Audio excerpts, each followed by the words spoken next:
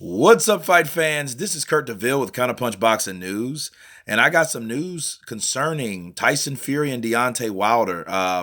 Apparently, the pay-per-view numbers are in, and as I promised you guys, when I did get whim of how much they were, it is estimated that it is close to 400,000 pay-per-view buys, but they've only received 325. Now, what does that mean? That means that the guarantee for both fighters, it's a plus. It's on the upside because they had to make 250,000 buys to meet the contract negotiations for the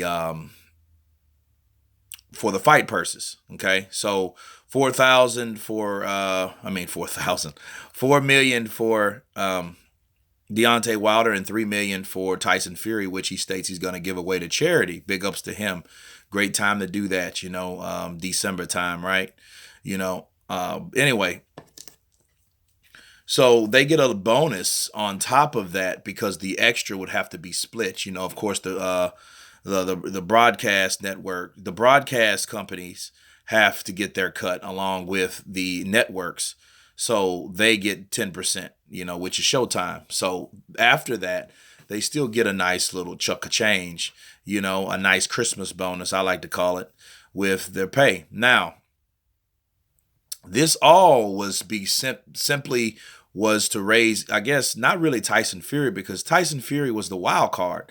He was the guy that just came out of nowhere, basically, and called out Deontay Wilder, and look what happened. I feel Deontay's objective was to raise his profile. And what better to raise his profile is with a pay-per-view fight.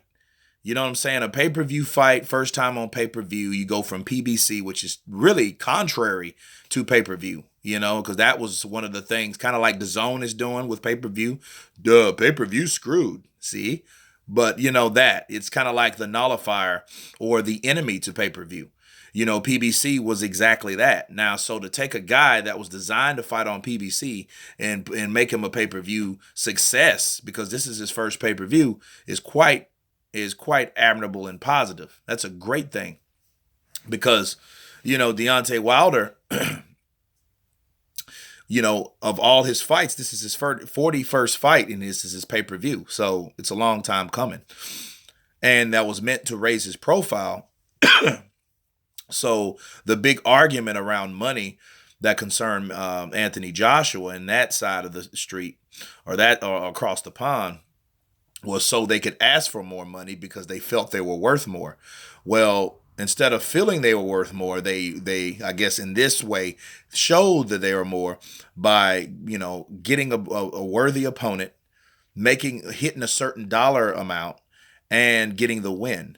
The unfortunate thing is, or not really unfortunate, but the interesting thing was that it wasn't a win, it was a draw. So now, it's kind of like a, not necessarily a speed bump, but it's definitely a pit stop. You know what I'm saying? That Deontay has to fight Fury, which makes total sense. So the whole idea of fighting Anthony Joshua now, regardless of what management say, I've made several videos on what people have said, including Shelly Finkel. But, I feel, me counterpunching it from my perspective, I think that Deontay Wilder needs to fight Fury to see if he can actually beat him. You know what I mean? To nail him to the canvas this time. If he can't do that, I don't feel that he can win.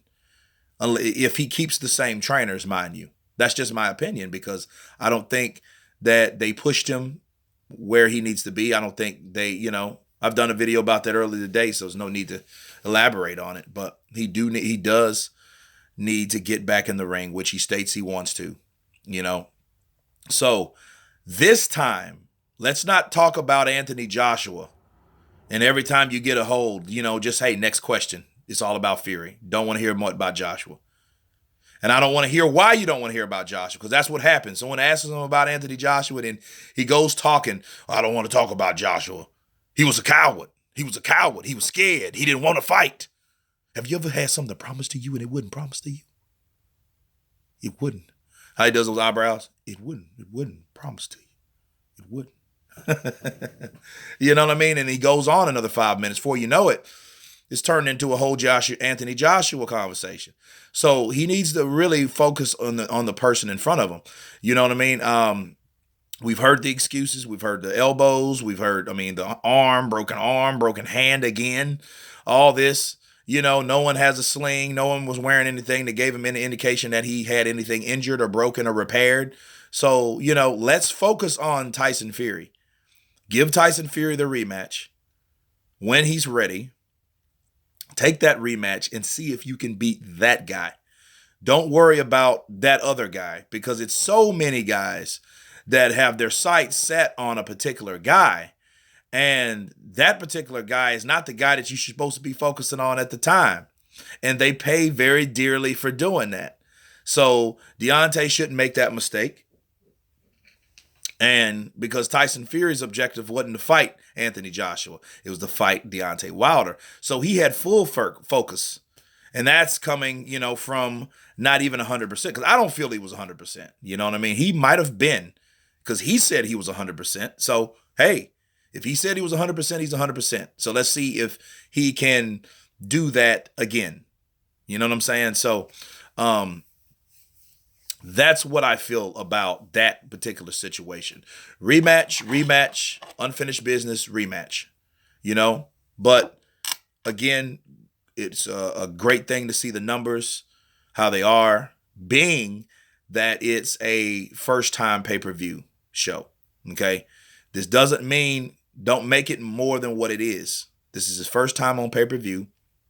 He was designed to be a free TV fighter, so this doesn't even supposed to happen anyway. Regardless, he still has this type of success fighting the right type of opponent. And Tyson Fury is that type of opponent. So congratulations to him. My only thing is, please don't let Deontay Wilder get the big head. He'll get the big head by talking about other fighters that he doesn't need to be talking about. We just discussed it.